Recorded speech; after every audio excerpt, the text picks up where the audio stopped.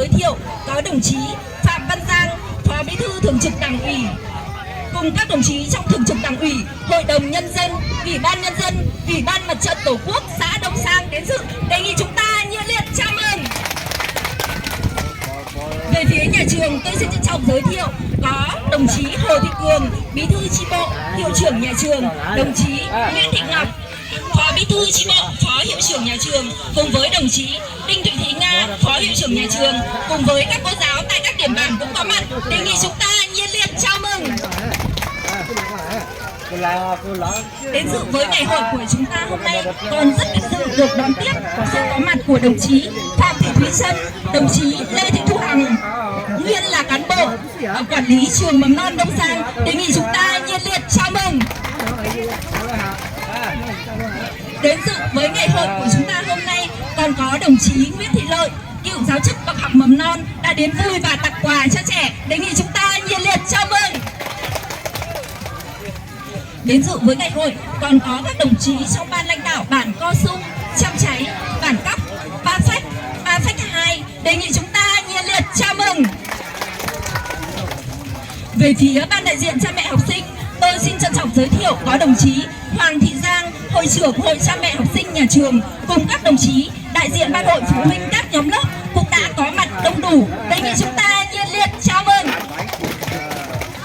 Và thành phần không thể thiếu trong ngày hội của chúng ta hôm nay đó là sự có mặt của 223 cháu học sinh đến từ các điểm trường Co Sung, Chấm Cháy, Bản Cóc, Nà Kiến, Ba Phách 2. Đề nghị chúng ta nổ một tràng pháo tay chào đón.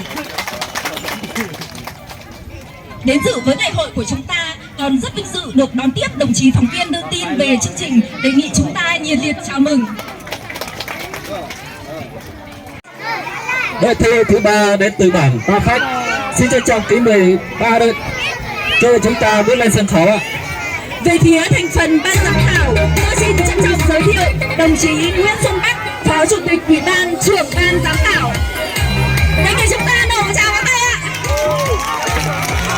Đồng chí Hồ Thị Cường. Đồng chí Hồ Thị Cường, Bí thư chi bộ, Hiệu trưởng nhà trường, thành viên ban giám khảo ạ.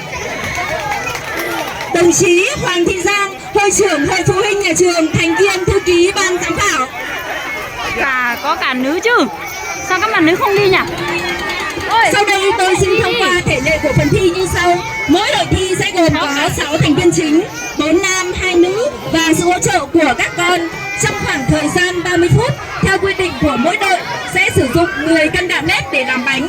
Những chiếc bánh dày làm ra phải đảm bảo trắng, mịn, dẻo và thơm ngon. Sau đây xin mời cả 3 đội chúng ta cùng chuẩn bị dụng cụ nguyên liệu cho phần thi của mình.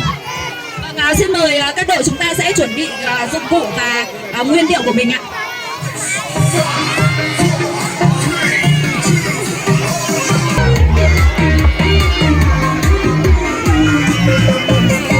Của các sân chúng ta hãy sang đây cho giới cần sang đây trước. Chí xem đội hỗ trợ chúng ta sẽ hỗ trợ ba bên chuyển xuống phía dưới để cho đội chơi của chúng ta.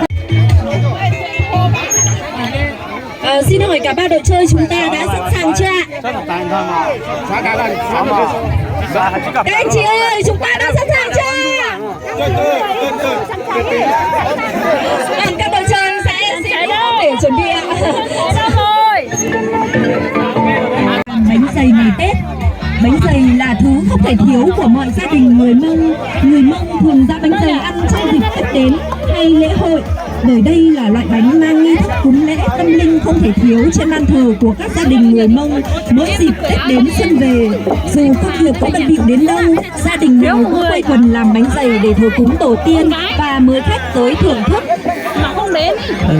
Nhắc bảo tôi mong lúc chưa phê chào, tôi hãy mong để chào ta cái trang cho khó dẫn dành được truyền thống là nhóm tập phê mong nhóm tập phê mong nhóm tập nó hay cho cái trai quân chúa tập phê mong hay nguyên chúa rồi ý giảm tập phê ý gì ngay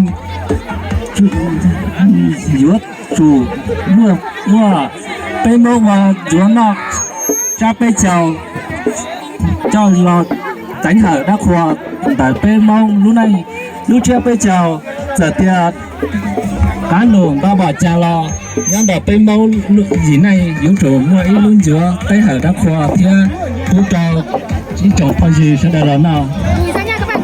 Theo quan niệm của người Mông, bánh dày là biểu tượng cho tình yêu, sự thủy chung son sắc của trai gái người Mông. Bánh dày còn tượng trưng cho mặt trăng, mặt trời, là nguồn gốc sinh ra con người và muôn loài. Do vậy, đỉnh xã bánh dày thể hiện về một cuộc sống ấm êm, hạnh phúc, no đủ, sức khỏe dồi dào và hăng say lao động. Rồi đi tới cái chào mong lút rồi ly chỉ phương nhiều tranh cờ o từ tương xài cái luôn giữa dòng ly lúc ly thiên luôn tu. Bánh dày của người Mông được làm bằng gạo nếp nương thơm và dẻo. Nên giữa tại tây mông giờ mua bê tê cho là quan nên giữa ta mà cá thiết dẻo hay. Khi xôi chín được đổ cả vào cối giã thật nhuyễn. Cối giã bánh chày của người Mông được làm bằng thân cây gỗ chắc, thớ mịn, có mùi thơm và khét giống ruột. Chày giã bánh cũng được làm bằng các loại gỗ cứng và nặng. Khi giã bánh dày, chày được ngâm vào nước chống dính. Giã bánh dày là một công việc nặng nhọc và đòi hỏi sức lực và kỹ thuật. Bởi vậy, những người tham gia giã bánh thường là những người đàn ông khỏe mạnh. Giã càng kỹ thì bánh sẽ càng dẻo, ngon và để được lâu. Xôi nên giã đến khi dẻo thì mới hoàn thành. Còn cách chúng ta nhớ sẽ là cái chủ mua đồng đảo lúc đó theo mua áo từ mua khó cho lùa của cả thảo tê nên đi to rồi có mua mà đi mua mùi cho lùi ra theo ông bảo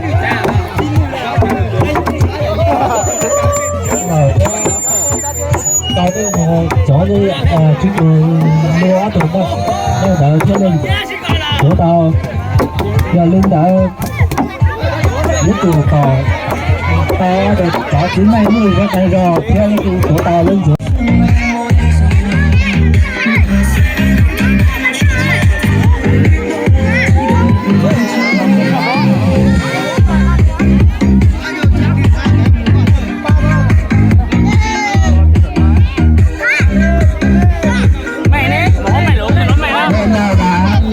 Xong chúng ta hãy năn bánh của mình lên bàn giám khảo để trưng bày. Theo như quan sát được thì đội không nắng đi trưng bày à? Không nắng đi trưng bày à? Hoàn thành sang nhanh lên đến trưng bày chứ. Chất lượng độ dẻo và thơm thì tí nữa chúng ta mới tí nữa ban giám khảo mới sẽ kiểm tra.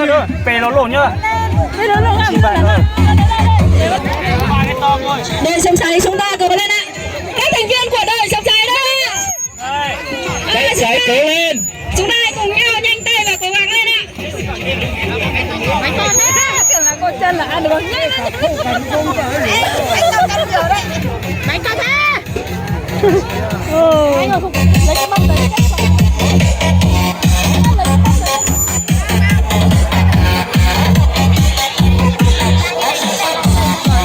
Thời gian đã sắp hết. Đề nghị các đội chúng ta sẽ hẹn tay để bày những chiếc bánh của mình. Bày ra. Bày cái đẹp đi anh ơi. Bày cái đẹp cái to đi.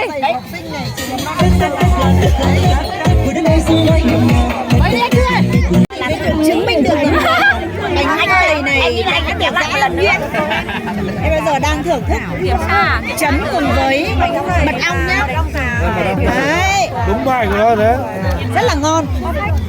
Bánh dày chấm mật ong đúng bài á. Chấm điểm. Không có hàng gạo nào có cường nhá.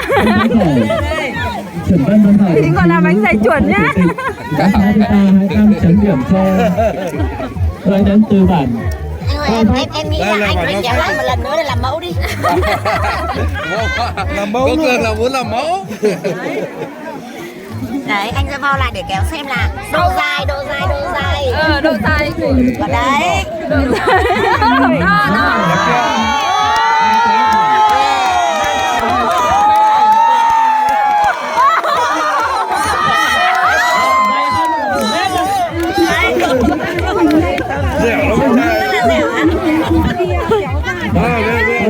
Tôi đã hoàn thành chấm điểm cho đôi với của bản Phan Khách. Và tiếp theo là phần đưa thêm của bản Cao Xuân. sung à? Con sung mà ban giám khảo đã đang anh em lấy con cái to tương ứng đây là cái này Lấy cái con tương ứng. to tương ứng đây là dài được ban giám khảo đây cái này ban giám khảo cái này đủ dẻo à cái này đủ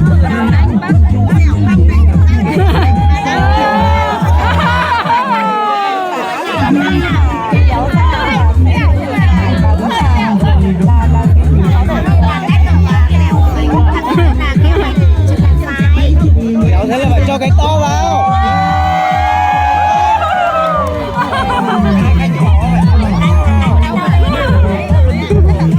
Lùn lủa thế ồ. Cho cái to vào thì được. Gạo đây chắc là như nhau thôi. loại gạo mà Gạo thì chắc là như nhau thôi. Các bạn độ dẻo thôi. Độ dẻo thôi. Dẻo là liên quan đến cái ông giã nhé. Đấy. đây là cao su Một loại rồi. Dạ vâng ạ, tuyệt vời. Vâng, sau một thời gian làm việc rất là khẩn trương và công tâm của ban giám khảo đội giám. Vâng, bây giờ tôi xin các cánh tay ra hỏi lại lần nữa này. 200.000 5 chiếc bánh dày thêm ngon từ lễ hội. Nào, 1, 2, 3, 4, 5, 6, 7, 8, 9, ok 10. Đây là 10.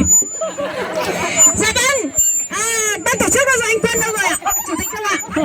Trưởng ban tổ chức anh Bắc ạ. Vâng, trưởng ban giám khảo. Xin mời anh lên xem là cái giá 200 khởi điểm đấy mà bây giờ nhiều người giơ tay quá anh ạ. Đây, có tăng giá không anh? Dạ vâng. Vâng, bây giờ thế thì bây giờ như này đề nghị. Dạ vâng, thế bây giờ mức giá khởi điểm 200.000 5 chiếc bánh thì có ai? Mọi người có nhất trí không ạ? Nhất trí không ạ? Bà con nhất trí không ạ? Sao bà con thấy bé đây có nhất trí không ạ? Rồi, và tất cả những người mà đã giơ tay tôi nhìn thấy giờ chụp ảnh. Dạ vâng, và bây giờ anh cử cho các cô giáo ra đây, vừa cô Cường ạ, cô Ngọc nhá. Cô Ngọc ra đây để ai nếu mà đấu giá chiếc bánh giải nhất của đội Bao Phách 200.000.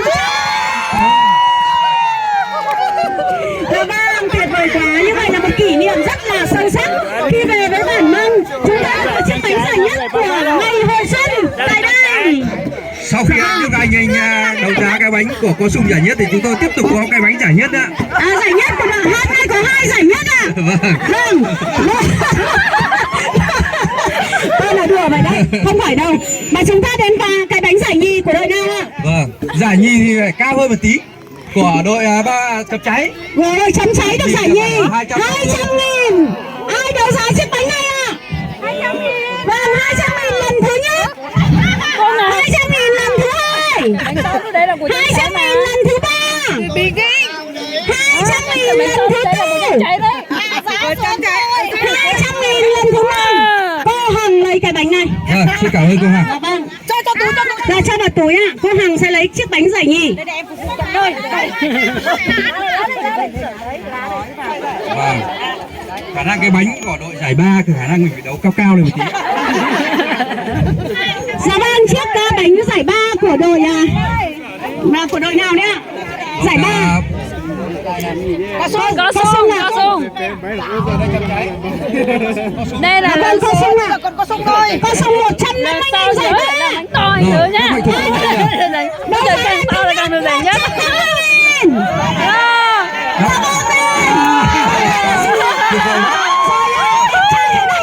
Cho vào túi cho anh. Thế này mà 150.000 thế nào? Trời ơi. Theo đội cô Sung.